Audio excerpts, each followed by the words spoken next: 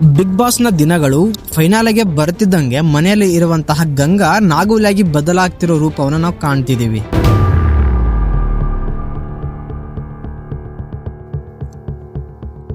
ಇನ್ನೇನು ಅವ್ರು ಬರ್ದೇ ಇದ್ರೆ ಹೊಡೆದಾಡ್ಬಿಡ್ತಿದ್ರೇನೋ.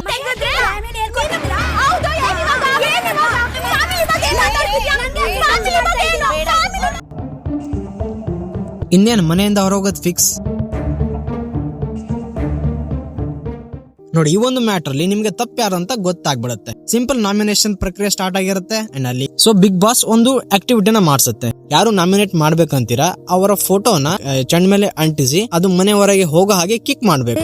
ಹೊರ ಹೋಗುವಂತೆ ಮುಖ್ಯ ದ್ವಾರದ ಕಡೆಗೆ ಕಿಕ್ ಔಟ್ ಮಾಡುವ ಮೂಲಕ ಆಮೇಲೆ ಯಾಕೆ ಅವ್ರನ್ನ ನಾಮಿನೇಟ್ ಮಾಡಿದ್ದೀರ ಅನ್ನೋ ರೀಸನ್ ಅನ್ನ ಕೊಡ್ಬೇಕು. ಇಷ್ಟು ಸಿಂಪಲ್ ಇರೋದನ್ನ ಇವರು ಇಲ್ದಿರೋದನ್ನ ಮೈ ಮೇಲೆ ಹಾಕೊಂಡು ಈ ಟೈಮ್ ಅಲ್ಲಿ ರಿಸ್ಕ್ ತಗೊಂತವ್ರೆ. ವೆಲ್, ನಿಮ್ಗೆಲ್ಲ ಗೊತ್ತೇ ಇದೆ, ರಾಶಿಕಾ ಅವರು ಮತ್ತೆ ರಕ್ಷಿತಾ ಅವ್ರ ನಡುವೆ ಒಂದು ಜಗಳ ನಡೀತು ಇದೇ ನಾಮಿನೇಟ್ ವಿಚಾರದಲ್ಲಿ. ರಾಶಿಕಾ ಅವರು ರಕ್ಷಿತಾ ಅವನ್ನ ನಾಮಿನೇಟ್ ಮಾಡ್ತಾರೆ. ಬಟ್ ಅದಕ್ಕೆ ಕೊಟ್ಟಂತಹ ರೀಸನ್, ವಾರದ ಟಾಸ್ಕ್ ಅಲ್ಲಿ ಚೆನ್ನಾಗಿರ್ತೀರಾ, ಚೆನ್ನಾಗಿ ಮಾತಾಡಿಸ್ತೀರಾ, ಬಟ್ ವೀಕೆಂಡ್ ಬಂದಾಗ ರಕ್ಷಿತಾ ಅವರು ಬೇರೆ ತರನೇ ಆಡ್ತಾ ಇರ್ತೀರಾ. ನಿಮ್ದೇ ಒಂದು ಹೊಸ ಡ್ರಾಮಾ ಸ್ಟಾರ್ಟ್ ಆಗಿರುತ್ತೆ.